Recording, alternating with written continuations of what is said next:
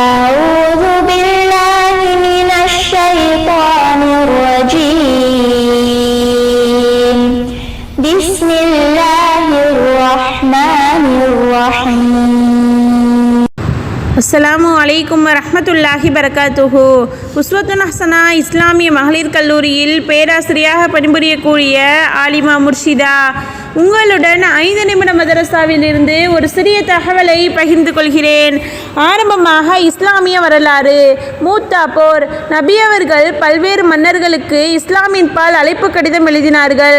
அந்த வகையில் பஸ்ராவின் மன்னன் சுரஹ்பில் இப்னு அம்ர் என்பவனுக்கு கடிதம் அனுப்பினார்கள். இந்த மன்னன் ரோமபுரி ஆட்சிக்கு கட்டுப்பட்டவனாவான்.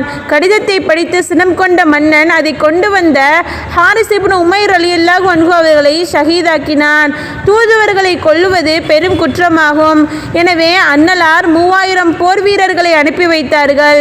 சுரஹ்பில் முஸ்லிம்களை எதிர்ப்பதற்காக 1,00,000 பேர் கொண்ட படையை திரட்டினான். மோதல் கடுமையாக இருந்தது. முஸ்லிம்களோ வெறும் 3000 பேர், எதிரிகளோ 1,00,000 பேர். இது பற்றி அன்னலாருக்கு செய்தி அனுப்பிட முஸ்லிம்கள் விரும்பினர். ஆனால் அப்துல்லாஹ் இப்னு ரவாஹா ரலியல்லாஹு அன்ஹு அவர்கள், நாம் எதிரிகளோடு மோதுவது நமது எண்ணிக்கை மற்றும் வலிமையின் அடிப்படையில் அல்ல, மாறாக எந்த தீனின் மூலம் நமக்கு கண்ணியத்தை அல்லாஹ் வழங்கினானோ அந்த தீனின் பலம் கொண்டு மோதுகிறோம். எனவே முன்னேறுங்கள் என்று தைரியம் ஊட்டினார். 2 வெற்றிகளில் ஒன்று நிச்சயம் கிடைக்கும். ஒன்று போரில் வெற்றி, இல்லையெனில் ஷஹாதத் மரணம். இதன் பிறகு முஸ்லிம்கள் முன்னேறி முனைந்து போராடினர். அல்லாஹ் தஆலா அவர்களுக்கு வெற்றியளித்தான். சஹாபாக்களின் இந்த வரலாறு ஈமானுக்கு புத்துயிர் ஊட்டியது. இரண்டாவதாக அல்லாஹ்வின் ஆற்றல். இமைகளில் அல்லாஹ்வின் நுட்பம். கண்களின் பாதுகாப்புக்கென இமை வடிவில் 2 திரைகளை அல்லாஹ் தஆலா படைத்துள்ளான். பாதுகாப்பு மட்டுமின்றி இவை முகத்தின் அழகுக்கும் மெருகூட்டுகின்றன. ஆகவேதான் இவற்றின் ரோமங்களை கூட அளவாக படைத்துள்ளான். அதிக நீளமாகவோ அல்லது குட்டையாகவோ இருந்தால் கண்களை பாதிக்கும். பிறகு அவற்றில் உவர்ப்பான கண்ணீரையும் படைத்துள்ளான். இதனால் அழுக்குகள் நீக்கி கண்கள் தூய்மை பெறுகின்றன.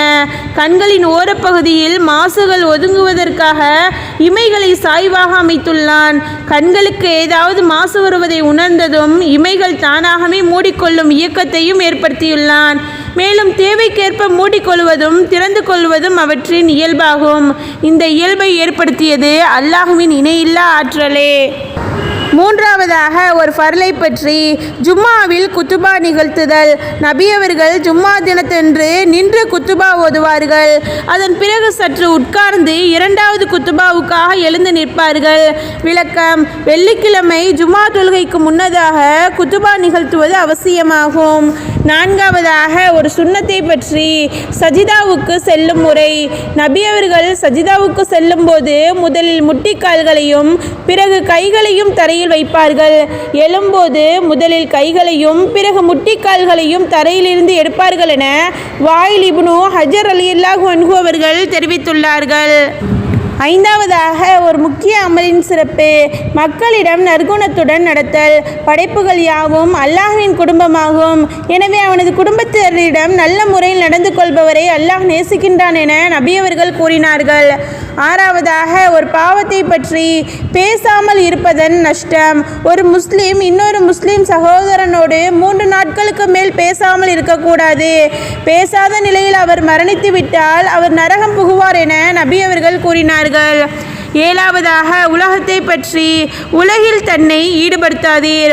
நான் உங்களை எந்த நிலையில் விட்டு செல்கிறேனோ அதே நிலையில் உலகை விட்டு பிரிந்து வருகிறவரே மறுமையில் என்னுடன் நெருக்கமாக இருப்பார்.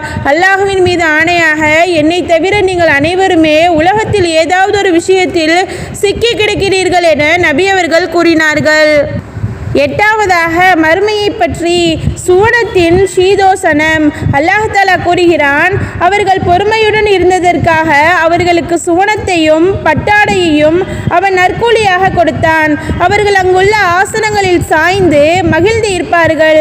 சூரிய வெப்பத்தையோ கடும் குளிரையோ அதில் அவர்கள் காண மாட்டார்கள்.